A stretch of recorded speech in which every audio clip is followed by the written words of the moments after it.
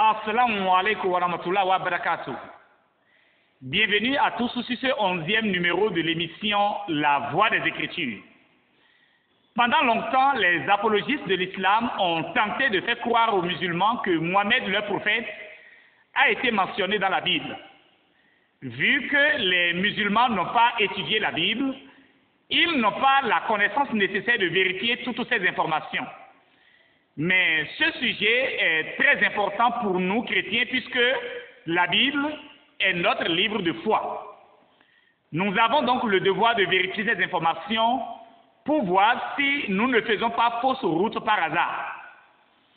L'évangile est ce qui amène la loi de Moïse à sa perfection et révèle la sainte nature de Dieu. Christ, qui est l'empreinte de la personne de Dieu et le reflet de sa gloire, a dit dans Matthieu chapitre 5, du verset 31 au verset 32 ceci. Il a été dit que celui qui répudie sa femme lui donne une lettre de divorce. Mais moi je vous dis que celui qui répudie sa femme, sauf pour cause d'infidélité, l'expose à devenir adultère, et que celui qui épouse une femme répudiée commet un adultère. Donc, selon les enseignements du Christ, un homme qui est parti marier une femme qui a divorcé avec son mari est un adultère. Or, la sunna du prophète de l'islam nous apprend que Mohammed avait un fils adoptif du nom de Zayd. Il était un esclave et Mohammed l'a affranchi et l'a adopté comme son propre fils. À cette époque, dans la culture arabe et presque partout, les enfants adoptés avaient les mêmes droits que ceux qui sont nés par filiation naturelle. Par exemple, dans Sahih al-Bukhari, tome 3, hadith numéro 4782, on lit ceci. Abdallah ibn Omar raconte, on appelait Zayd ibn Haritha l'affranchi du prophète que par le nom de Zayd ibn Muhammad, c'est-à-dire Zayd, fils de Mohammed. Il était donc pour lui comme son propre fils, et c'est pourquoi on l'appelait du nom de Zayd, fils de Mohammed. Cet enfant adoptif de Mohammed se maria à Zainab, une très belle femme arabe. Elle était même la fille de la tante paternelle de Mohammed. Donc, pour mieux comprendre l'histoire, Zayd, l'enfant adoptif de Mohammed, a marié Zainab, sa cousine. Mohammed avait même aidé Zayd pour la dot, puisque quand vous prenez le tafsir de Ibn Kathir de la sourate 33, le verset 37, à la page 190, on lit ceci. Le prophète a donné pour sa dot une somme de 10 dinars, de 60 dirhams, un voile, une couverture et un bouclier. Les musulmans n'étaient pas autorisés à sortir le visage découvert. Donc, Mohammed n'a jamais eu l'occasion de contempler la beauté de cette fille avant le mariage avec son fils adoptif.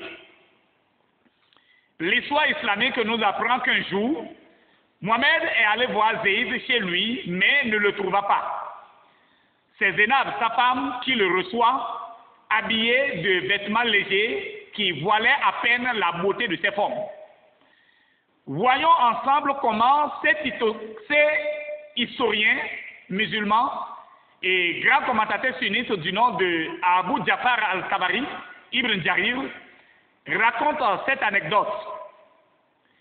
Il est écrit ceci. À la visite du messager d'Allah, Zainab sauta en acte et excita son admiration de sorte qu'il se retourna en murmurant quelque chose qui ne pouvait guère être compris. Cependant, il dit ouvertement « Gloire à Allah, le Tout-Puissant, qui fait que les cœurs se retournent ». D'autres historiens musulmans ont dit que Mohammed a dit en voyant Zainab « Oh, mon Dieu, mes yeux et mon cœur sont renversés ». Mohammed n'était pas venu voir Zainab, mais son mari. Mais dès qu'il voit la belle Zainab, il a été terrassé par un coup de foudre. Il a déclaré en voyant la femme d'autrui, « Mon Dieu, mes yeux et mon cœur sont renversés ». Dès lors, Mohamed a commencé par désirer la femme de son fils adoptif. Mais il y a un grand problème qui se posait. L'adoption entraîne les mêmes devoirs que la filiation naturelle. Et donc, épouser la femme de son fils adoptif équivaut à un acte incestueux. Comment Mohamed va alors résoudre cette équation? Dans un premier temps, il dit avoir reçu la sourate 33, le verset 4 à 5, où Allah interdit désormais l'adoption dans l'islam. À partir de cet instant, Zaïd ne fut plus appelé fils de Mohamed, ce qui veut dire que même si Mohamed mariait Zénab, le problème de l'inceste ne se poserait plus. Mais ce ne fut qu'une première étape. Par la suite, la tension monta dans le foyer de Zaïd. Mais à chaque fois qu'il n'en pouvait plus dans son foyer, il alla chercher le secours de Mohamed, son père adoptif, en lui exposant ses problèmes conjugaux. Or, Mohamed attendait seulement que les deux se séparent afin d'exprimer son désir de marier la femme de son fils adoptif. Mais il cachait ce désir dans son cœur et n'osa l'avouer. Ainsi, dans la sourate 33, le verset 37, il disait à chaque fois que l'époux vient lui poser les problèmes de son poignet, « Garde pour toi ta femme et crains Allah ». Dans cette affaire, Mohamed n'a ni tenté de faire asseoir les deux parties pour situer les responsabilités afin de sauver ce mariage, ni prier Allah qui est supposé être le Tout-Puissant d'apaiser les tensions dans ce foyer. Finalement, ce que Mohamed attendait arriva et son fils adoptif lui annonça sa séparation avec sa femme. Alors, qu'est-ce que Mohamed a fait quand son fils adoptif lui annonça sa divorce? Toujours dans le tafsir de Ibn Kathir de la sourate 33, le verset 37, à la page 191, on lit ceci. Anas Kalalagré raconte, après l'écoulement de la période de viduité de Zainab, le messager d'Allah qu'Allah le bénisse et le salue dit à Zaïd, va chez elle et mentionne-moi auprès d'elle. Zaïd partit chez elle et la trouva en train de pétrir le pain. Il raconta, en la voyant, elle devint très chère à moi, à tel point que mes regards ne purent la voir et de la mettre au courant du désir de l'envoyé d'Allah. Je lui tournai le dos et lui dis, ô Zénab, et cette bonne nouvelle, le messager d'Allah qu'Allah le bénisse et le salue, m'envoya te dire qu'il ne cesse de t'évoquer.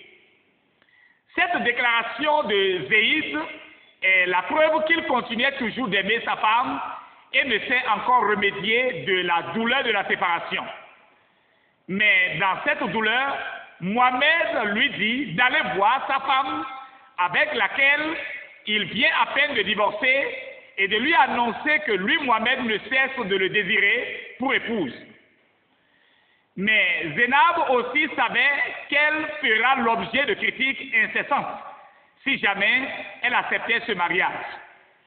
Quand vous lisez la suite de l'histoire dans le tafsir, il est écrit ceci. Zainab répond, je ne ferai rien tant que je n'ai pas reçu l'ordre d'Allah. Donc, quand son mari lui a annoncé que Mohamed voulait d'elle, elle dit, tant qu'une sourate ne sera révélée pour l'autoriser à marier Mohamed, elle ne peut accepter sa demande. Comme elle voulait coûte que coûte de révélation avant de répondre à la demande de Mohamed, nous verrons dans la suite de ce numéro comment Mohamed va relever ce défi. Shalom à tous et restez avec nous pour la suite. Nos contacts restent les mêmes, plus 229 67 28 54 27.